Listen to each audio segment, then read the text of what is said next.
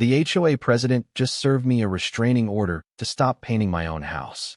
A sheriff's deputy is at my door at 7 a.m., a lawyer threatening to seize my property, and a woman with a clipboard saying I owe $1,000 in fines that increase $500 every single day. I've owned this house for 9 days. This was supposed to be my dream.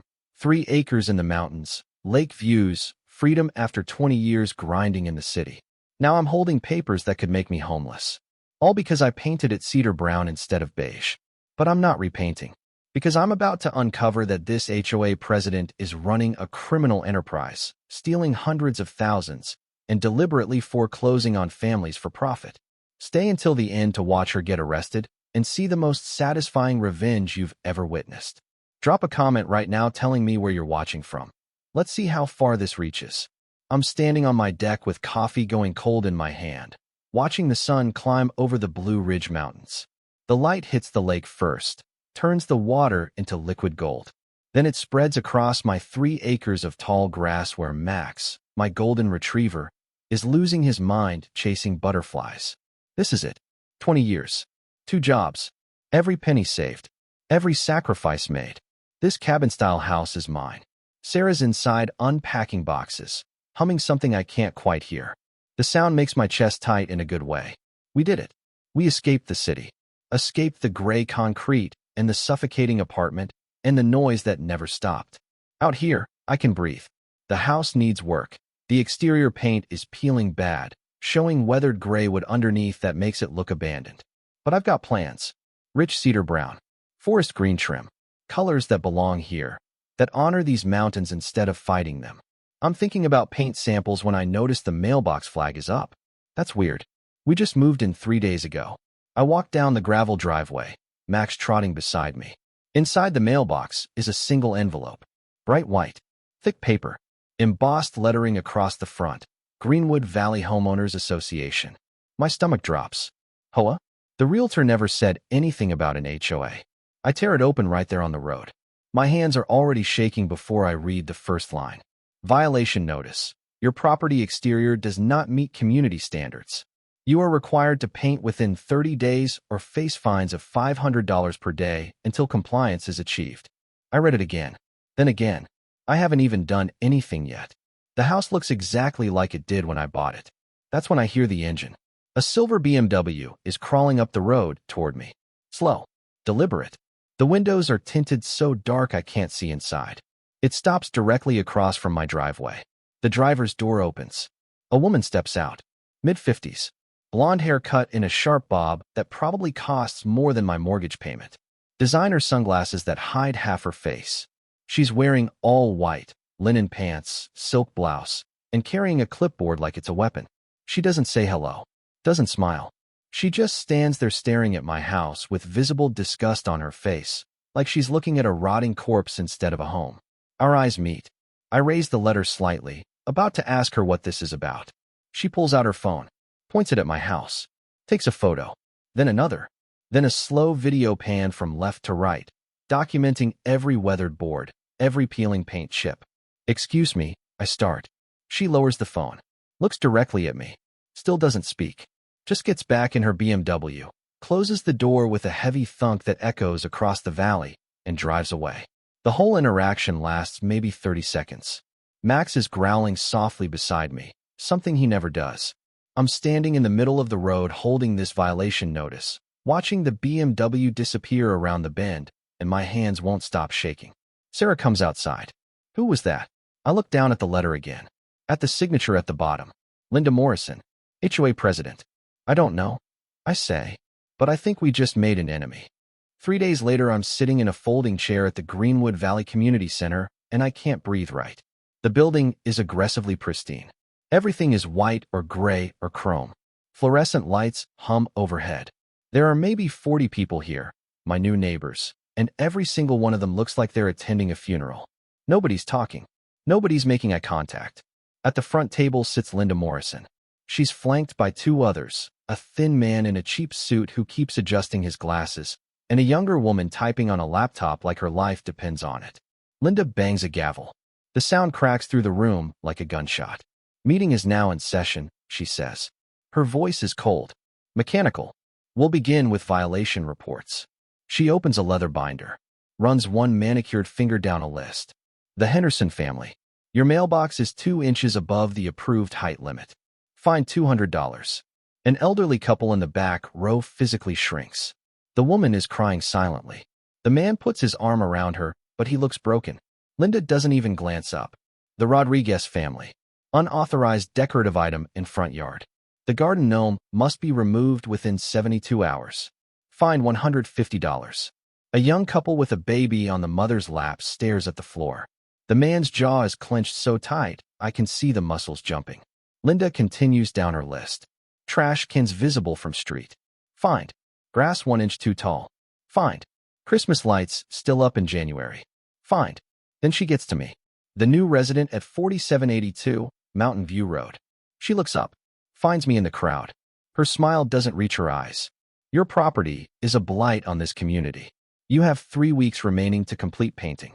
Failure to comply will result in $500 daily fines with no cap. She slides a single sheet of paper across the table. I stand up, walk forward, grab it. 5 colors. Grayish, taupe, mushroom, warm gray, cool gray. Every single one is a shade of lifeless beige. What if I want something different? My voice sounds steadier than I feel. Something that actually fits the natural setting here. The room goes dead silent. Every head turns toward me. The expressions on their faces aren't supportive. They're terrified, like I just pulled the pin on a grenade. Linda's smile widens. Then you will be fined $500 per day, accruing continuously until you achieve compliance. We have standards in this community, Mr. Johnson. We maintain property values. This isn't some backwoods shack neighborhood where people do whatever they want. My face is burning. I paid $450,000 for this house. I'll paint it however I want. The temperature in the room drops 10 degrees. Linda stands up slowly. She's not tall, but somehow she seems massive. We'll see about that. The meeting ends 5 minutes later. People file out quickly, heads down, nobody talking. I'm almost to my truck when a hand grabs my arm.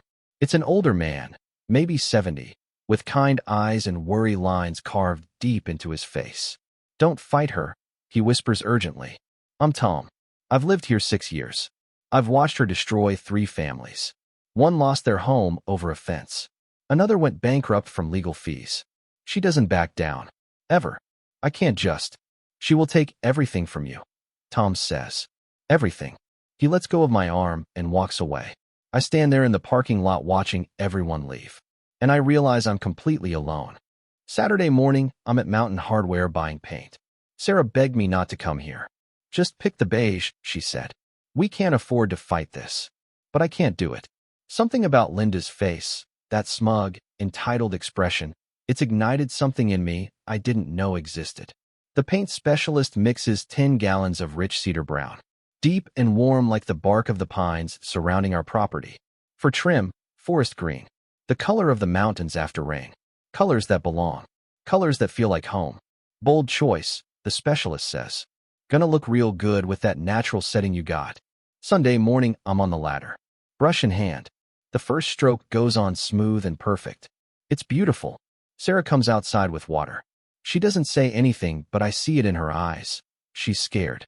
Max is barking happily, running circles in the yard. The mountains watch like ancient witnesses. I'm halfway through the front wall when I hear tires on gravel. I know that sound now. Silver BMW. Linda's door opens before the car fully stops. She's already recording on her phone, marching toward me like a general into battle. Stop immediately. That color is not on the approved list. I dip my brush. Another stroke. The cedar brown is glowing in the sunlight. I'm warning you. The fines start now. $500 per day. Another stroke. My heart is hammering so hard I can hear it in my ears, but my hand is steady. Did you hear me? Linda is screaming now, her face red. You are in violation. You are going to lose everything. I look down at her from the ladder. Send me the bill. Her mouth opens, closes, opens again. You just made the biggest mistake of your life, she says quietly. Dangerously. She films the entire front of the house. Takes photos from 6 different angles. Then she points the camera at me. This property owner has been warned and is willfully violating community standards. Documentation complete. She gets in her car and tears out of my driveway, gravel spraying. Sarah is standing in the doorway. She's pale, shaking. What did you just do? I climb down the ladder. Look at the half-painted house. The cedar brown is already transforming it, making it look alive instead of dead. I just declared war. That night, I can't sleep. I'm lying in bed staring at the ceiling doing math in my head. $500 per day. $3,500 per week. $15,000 per month. We don't have that. We spent everything on the down payment. Sarah is crying quietly beside me. She thinks I can't hear, but I can. We're going to lose the house, she whispers. Everything we worked for. I want to tell her it'll be okay. I want to tell her I have a plan. But I don't. I have anger and stubbornness and pride. Maybe that's not enough. Around 3 a.m., I get out of bed, go to my office, open my laptop. I start searching. Linda Morrison, Greenwood Valley HOA, property records, financial disclosures. I don't know what I'm looking for, but I know I'm not going down without a fight. Outside, the mountains are black shapes against a darker sky. And somewhere out there, Linda Morrison is probably sleeping peacefully, planning my destruction. We'll see who breaks first. Monday morning, 7 a.m. Pounding on the door so loud Max goes insane barking. I stumble downstairs in boxers and a t-shirt. Through the window, I see Linda with 2 men in expensive suits and a sheriff's deputy who looks deeply uncomfortable. My blood turns to ice water. I open the door. Mr. Johnson, the deputy won't meet my eyes. I have to serve you this restraining order. You're to cease all painting activities immediately pending HOA legal review. He hands me papers. Official court documents with stamps and signatures. Linda is standing behind him wearing a cream-colored pantsuit and a smile that makes my stomach turn. And here's your fine schedule, she says sweetly. You owe $1,000 as of this morning. That's $500 for Saturday and $500 for Sunday. The amount will continue to accrue daily until you achieve compliance. One of the suits steps forward. Mid-40s. Slick back hair. Shark eyes. I'm Richard Barrett, counsel for the Greenwood Valley HOA. We're filing for an injunction and placing a lien on your property. If you continue painting or fail to pay accrued fines, we will force the sale of this home to cover legal costs and penalties. Sarah appears behind me. She's crying. Max is still barking. The deputy hands me more papers. I'm sorry, he mutters under his breath. She does this to everyone. Barrett continues. You have 48 hours to repaint this property in an approved color. After that, fines increase to $1,000 per day. We will take your house, Mr. Johnson. Don't test us. They leave. I stand in the doorway holding papers that could destroy everything we've built. Sarah is hyperventilating. We can't afford this. We used all our savings. We have nothing left. The house, my dream, suddenly feels like a noose tightening around my neck. That afternoon, 3 neighbors visit. Separately, quietly, like they're sneaking into enemy territory.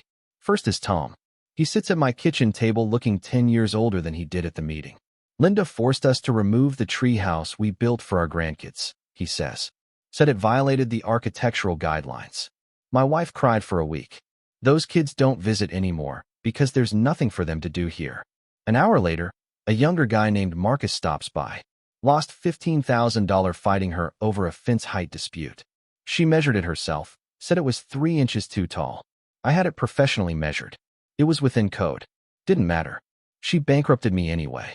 I almost lost my house. At sunset, an elderly woman named Mrs. Chun knocks softly. I did lose my house, she says. Her hands are shaking. My husband died 2 years ago. I planted wildflowers in the front yard because he loved them. Linda said they were uncontrolled vegetation. Fine me $200 a week. I'm on a fixed income. I couldn't pay. She foreclosed. I live with my daughter now in a 1-bedroom apartment. After she leaves, I sit in the dark. Sarah has gone to bed. Or maybe she's just avoiding me. Max rests his head on my knee. The mountain shadows are creeping across our valley. And something inside me shifts. I'm not repainting. I'm not paying. I'm not backing down. Because this isn't about paint colors anymore. This is about Linda Morrison running a criminal enterprise disguised as community standards. And I'm going to prove it. Even if it destroys me in the process. I can't sleep.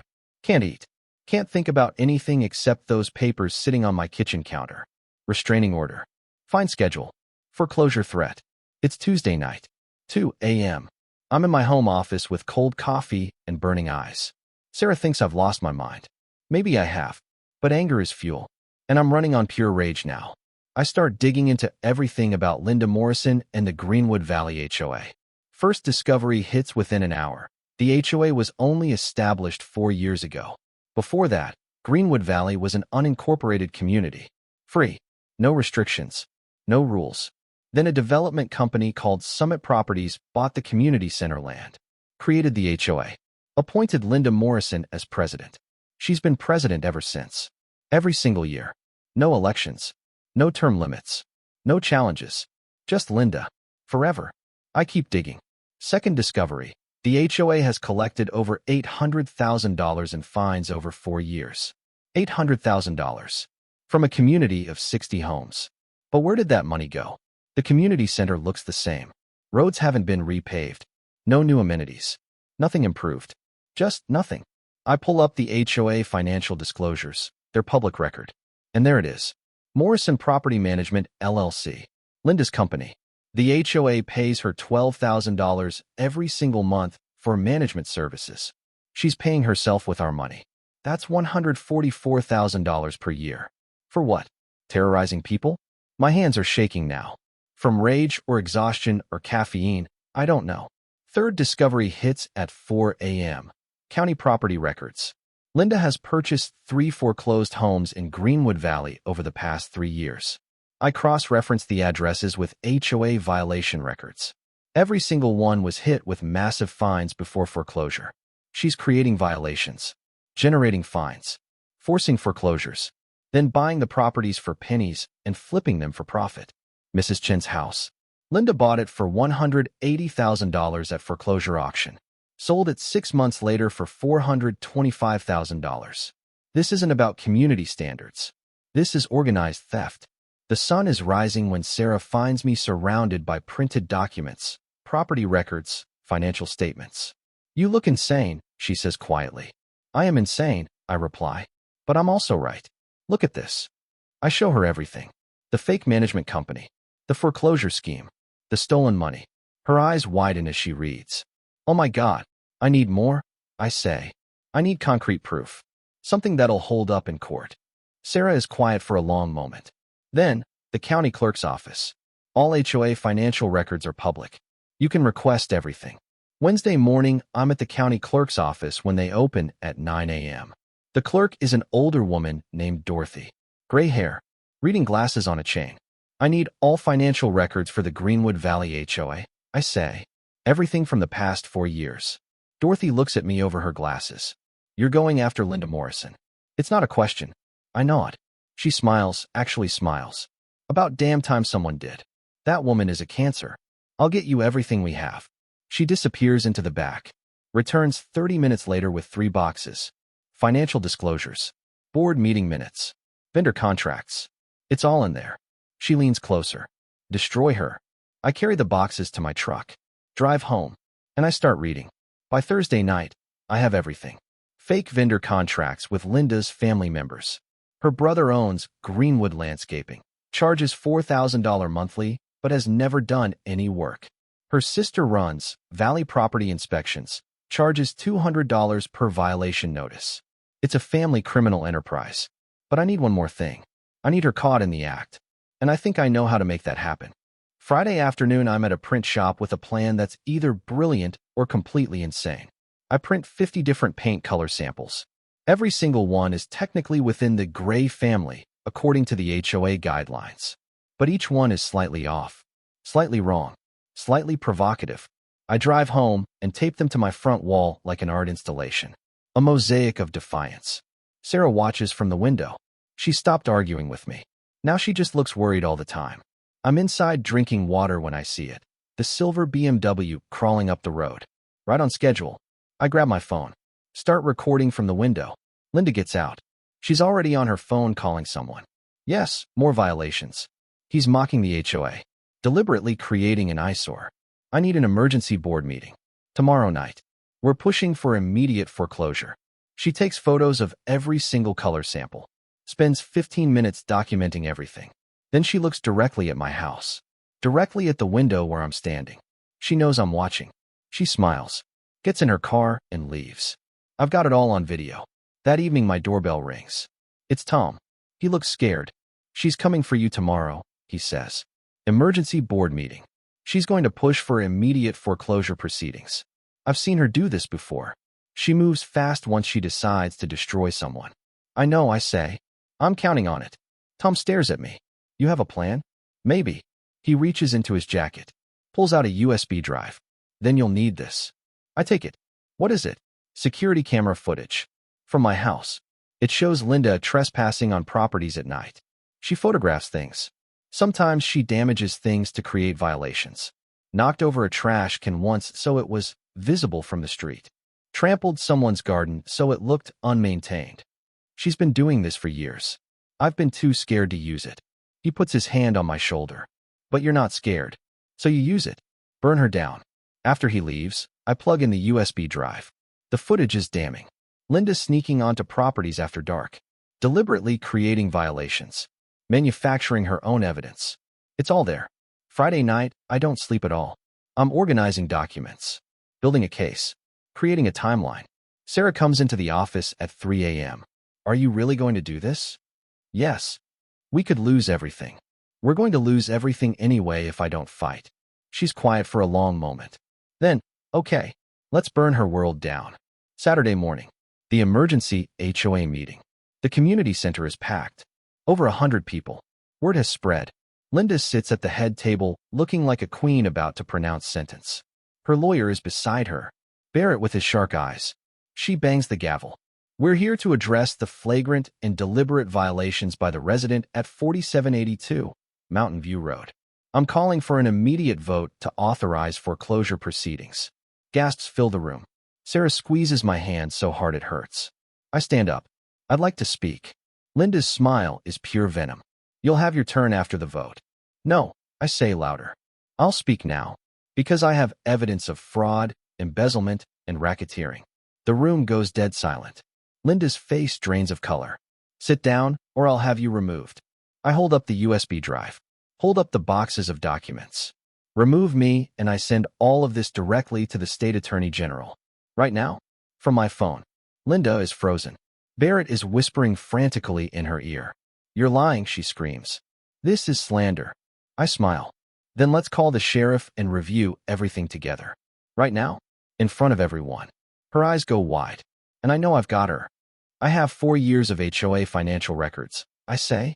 My voice echoes in the silent room. I have proof you've embezzled over $300,000 through fake vendor contracts with your family members. I have video evidence of you trespassing on properties and creating false violations. I have property records showing you've profited from foreclosures you deliberately orchestrated. People are standing now. Phones are out. Everyone is recording. Linda's face has gone from pale to bright red. You're lying. Her voice cracks. This is slander. This is harassment. I walk toward the front table. Pull out documents from the box. Morrison Property Management. Your company. The HOA pays you $144,000 per year for services you don't actually provide. Your brother's landscaping company, $4,000 monthly for work that's never been done. Your sister's inspection company, $200 per violation notice. You've turned this HOA into a family racket. Barrett stands up. This meeting is over. You're making serious accusations without. Mrs. Chun, I say loudly. Turn to face her in the crowd. Tell everyone what happened to your house. She stands slowly. Her voice shakes, but it carries. Linda foreclosed on my home. I couldn't pay the fines for wildflowers. She bought it for $180,000. Sold it 6 months later for $425,000. The room explodes. She did the same thing to us. Someone shouts from the back. My fence violation. She made $200,000 flipping my house. The treehouse. She forced us out. Linda is backing toward the side door. Barrett is shoving papers into his briefcase. Then let's call the sheriff right now. I say. Pull out my phone. Let's go through these documents together. In front of everyone. On camera. Unless you have something to hide. Linda's eyes are wild. Cornered. You'll regret this, she hisses. You have no idea what you've done. She grabs her purse. And runs. Literally runs out the side door like a criminal fleeing a crime scene. Barrett follows her. The door slams behind them. The room erupts into chaos. People are shouting questions. Crying. Hugging each other. Is this real? Can we get our money back? What happens now? Tom stands up, points at me. This man just saved us all. Applause breaks out. People are clapping. Some are crying. Sarah is beside me now, tears streaming down her face. You did it, she whispers. You actually did it. But I'm not celebrating yet. Because Linda Morrison doesn't strike me as someone who goes down easy. Marcus pushes through the crowd. We need to call the police. Right now? Before she destroys evidence. Already done, I say. Hold up my phone. I sent everything to the state attorney general's office yesterday. They're opening an investigation Monday morning. Someone in the crowd starts chanting, Sheriff, Sheriff, Sheriff. Others join in. Within 10 minutes, the sheriff's department arrives. Not the uncomfortable deputy from before, actual detectives. I hand them copies of everything. The financial records, the video footage, the property documents. The lead detective is a woman in her 40s. Detective Sarah Martinez. She looks through the files with growing anger. How long has this been going on? For years, I say, and nobody reported it. Tom speaks up. She threatened us, scared us, destroyed anyone who fought back. Martinez nods slowly. Not anymore. We'll handle this. Thank you for bringing this forward. As they leave, she turns back to me. You should be careful. People like Linda Morrison don't accept defeat gracefully. Watch your back. The meeting breaks up an hour later. People keep stopping me, shaking my hand, thanking me. But driving home, I don't feel victorious. I feel exhausted and worried because Martinez was right. Linda isn't done with me yet. Saturday night, I can't sleep. Every sound outside makes me jump. Is that a car? Is Linda coming back? Sunday morning, my phone explodes.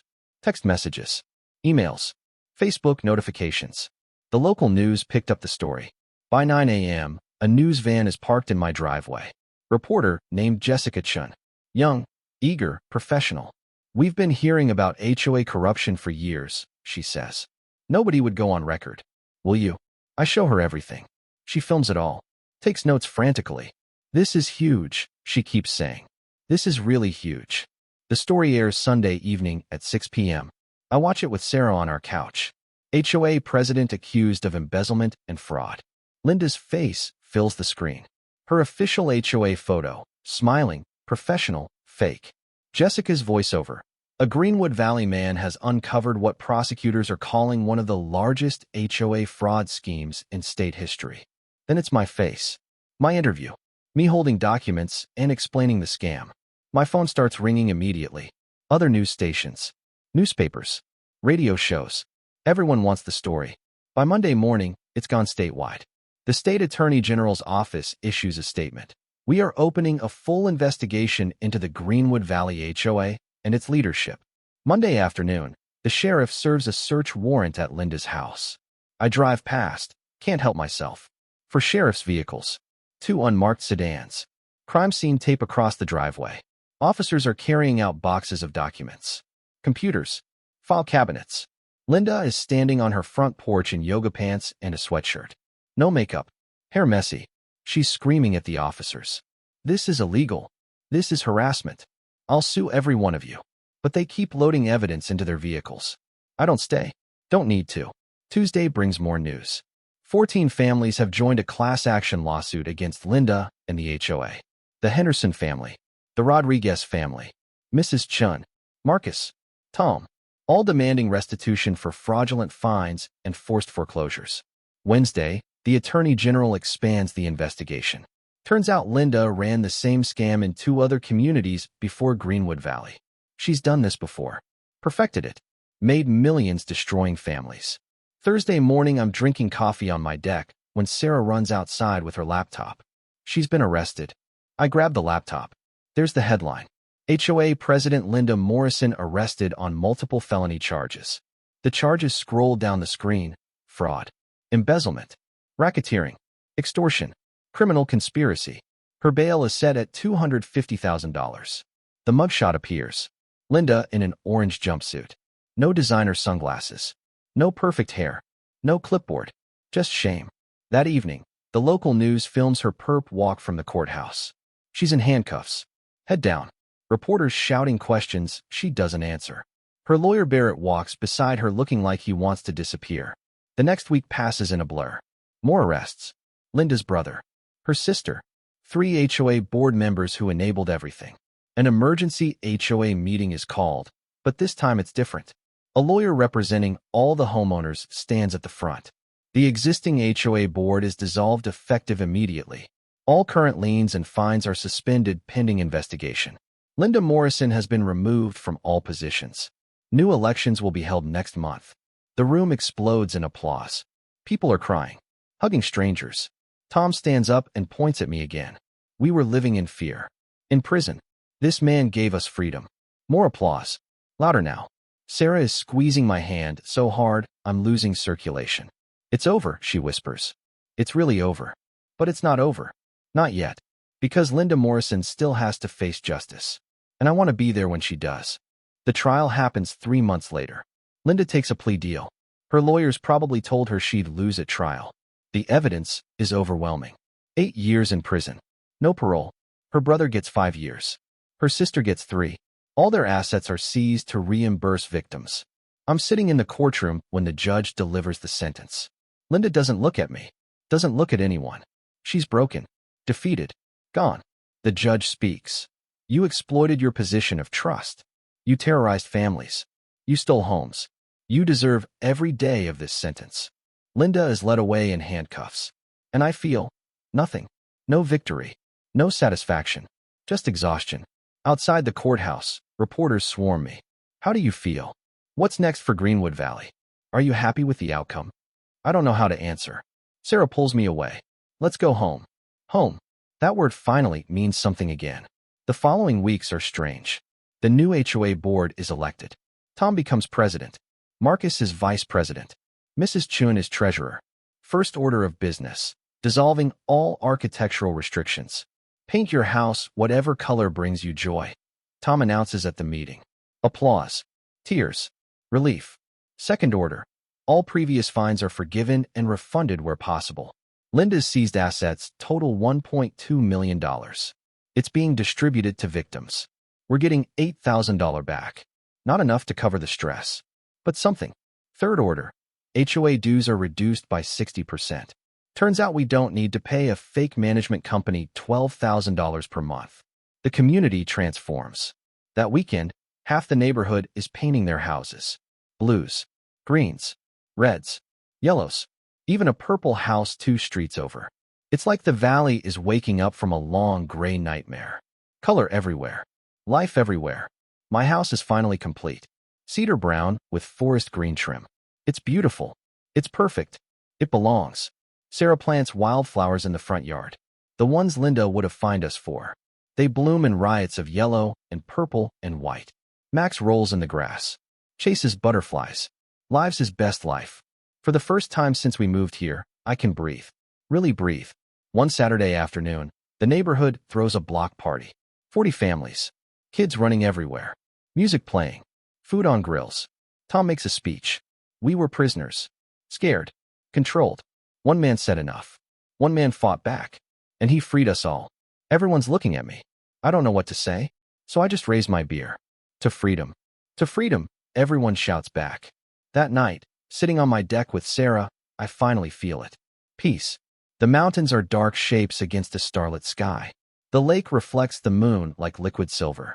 Max is asleep at my feet. And my house, my beautiful, defiant, cedar brown house, stands proud. You did it, Sarah says quietly. You really did it.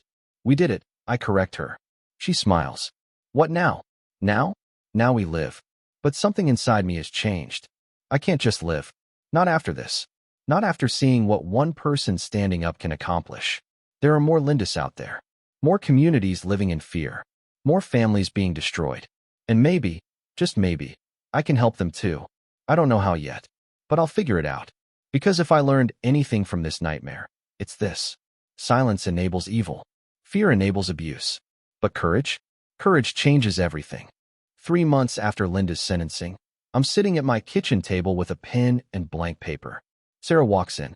What are you doing? Writing a letter. To who? Linda. Sarah's eyes widen. Why? She's in prison. It's over. Because I need to say something. She sits down across from me. Watches me write. I write carefully. Not with anger. Not with hatred. With something else. Truth. Linda, I'm not writing to gloat. I'm not writing to rub your defeat in your face. I'm writing because I've been thinking about what drove you to do what you did. Was it greed? Power? Fear of losing control? Maybe all three. You turned something meant to protect a community into a weapon. You hurt people. Good people who just wanted to live their lives in peace. You destroyed families over paint colors and mailbox heights and garden gnomes. You stole dreams. You weaponized rules. You turned homes into prisons. But here's what you need to know. We rebuilt. The community you tried to control with fear is thriving now. People are happy. Houses are colorful. Kids play freely in yards without worrying about violation notices. We're having block parties and helping each other with projects and actually living like neighbors instead of inmates. Everything you feared, chaos, disorder, loss of standards, never happened. Instead, we found freedom. We found community. We found each other. I don't forgive you for what you did. The pain you caused can't be undone. But I'm grateful for what it taught me. That standing up to bullies matters. That communities are stronger than tyrants. That home isn't about approved paint colors or controlled aesthetics. It's about belonging, freedom, peace. I hope you spend your time in prison reflecting on the lives you destroyed. I hope you find some measure of peace with what you've done. Because I already have. My house is cedar brown with forest green trim. It's beautiful. And it's mine. Truly mine. No one will ever take that from me again. I sign it. Seal the envelope. Write her inmate number and the prison address. Sarah reads the copy. Will she read it? I don't know. Doesn't matter. I needed to write it. Why? Closure. Forgiveness isn't for her. It's for me. I mail the letter the next morning. Don't expect a response. Don't need one. That night, I sleep better than I have in over a year. The weight I've been carrying, rage, stress, fear, finally lifts. It's really over now. Not because Linda is in prison. Not because we won. But because I let it go. 2 weeks later, I get a single-page letter back. Prison stationery. Linda's handwriting. Just 3 sentences. You were right. About everything. I'm sorry. I stare at those words for a long time. Then I fold the letter, put it in a drawer, and walk outside. The mountains are green. The sky is blue. Max is chasing butterflies. Sarah is planting more wildflowers. Our cedar brown house glows in the afternoon sun. This is what freedom looks like. This is what home feels like. And nobody will ever take it from us again. 6 months after everything ends, my story goes viral. A YouTuber covers it. Then another. Then it's everywhere. Reddit, TikTok, Instagram, Twitter, Facebook. Millions of views. Thousands of comments. This is happening in my HOA too. How did you fight back? You're a hero. I need help with my situation. My email inbox explodes. Hundreds of messages. Then thousands. People from across the country trapped in the same nightmare. HOAs run by tyrants. Families losing homes over petty violations. Communities living in constant fear. I try to respond to everyone, but I can't. There are too many. So I do something else. I build a website, fightbackhoa.com. I upload everything. Legal templates. Step-by-step guides. Financial audit checklists. How to request public records. How to organize neighbors. How to document violations. How to build a case. Everything I learned. Free. For everyone. Tom helps. Marcus helps. Mrs. Chin helps. We create a network of people who've survived HOA nightmares and are willing to mentor others. Within 3 months, the website gets 200,000 visitors. Within 6 months, 12 other HOA boards across the country are investigated for fraud. 4 presidents are arrested. Dozens of families get their homes back. The movement grows. Local news becomes national news. I'm invited to speak at a homeowners' rights conference in Denver. Standing at the podium, I look out at 200 faces. People who've been bullied, fined, threatened, broken. People who've lost homes, lost savings, lost hope. You are not alone, I tell them. And you are not powerless. One person standing up can change everything. I was terrified when I started painting my house. I almost gave up 100 times.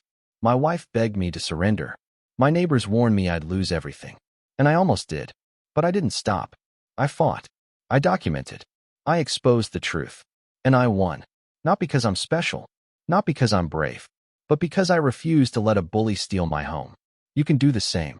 Document everything. Request public records. Find allies. Build your case. And never, ever give up. Because your home is worth fighting for. The applause is thunderous. People are crying, standing, cheering. Sarah is in the front row with tears streaming down her face. After the speech, people line up to talk to me. Stories pour out.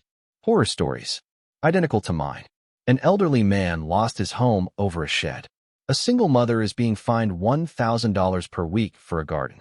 A veteran is facing foreclosure over a flagpole. I take their information, connect them with resources, offer guidance. By the time we leave Denver, I'm exhausted. But something has changed. This isn't just my story anymore.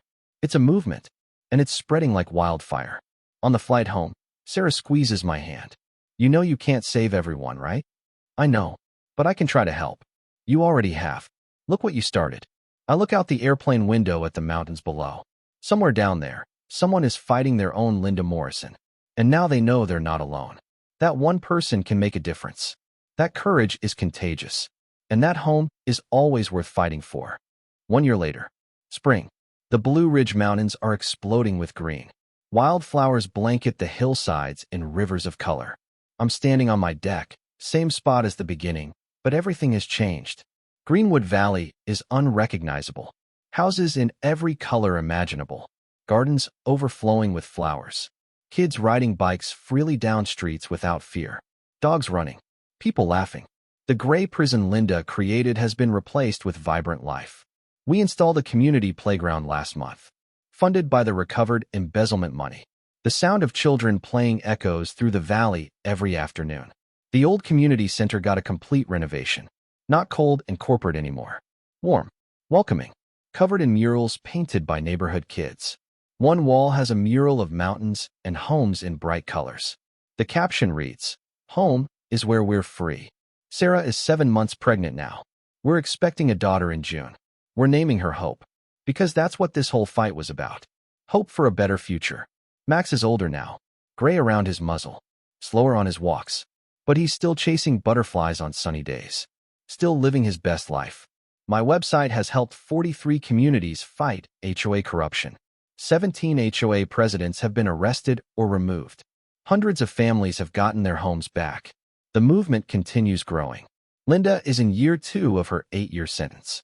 I heard through the lawyer she's working in the prison library now, teaching other inmates to read. Maybe she's finding redemption. Maybe not. Either way, she's not my problem anymore. Tom stops by with fresh tomatoes from his garden. Remember when we were all too scared to plant vegetables? He says. Linda said they violated aesthetic standards. We laugh. It feels like a lifetime ago. Marcus is hosting a barbecue next weekend. Everyone's invited. Mrs. Chun is teaching yoga classes at the community center. The neighborhood has become what Linda always feared, a real community. Messy, colorful, alive, free. As the sun sets, painting the sky orange and gold, Sarah joins me on the deck. What are you thinking about? She asks. Everything. How far we've come. Any regrets? Not one. She rests her head on my shoulder. Our daughter is going to grow up in a free community. Because of what you did. What we did. I correct her. All of us. The mountains watch like ancient witnesses. The lake reflects the dying light. Our cedar brown house stands proud and beautiful. This is what home looks like. Not approved colors and controlled aesthetics, but freedom, community, belonging. I came to Greenwood Valley looking for peace. I found war instead. But through that war, I discovered something greater than peace. Purpose, courage, community, and the absolute certainty that some things are worth fighting for. Your home, your freedom, your dignity. These are not negotiable. These are not subject to HOA approval. These are fundamental human rights. And when someone tries to take them from you, you stand up. You fight back. You refuse to surrender. Because one person standing up can change everything. I prove that. And so can you. This is my mountain, my valley, my home, and no one will ever take it from me again. If this story inspired you, moved you, or made you think about standing up against injustice in your own life, leave a comment below. Tell me where you're watching from. Share your own HOA story. Let's build a community of people who refuse to back down. Because your voice matters. Your story matters. And together, we're stronger than any bully could ever be.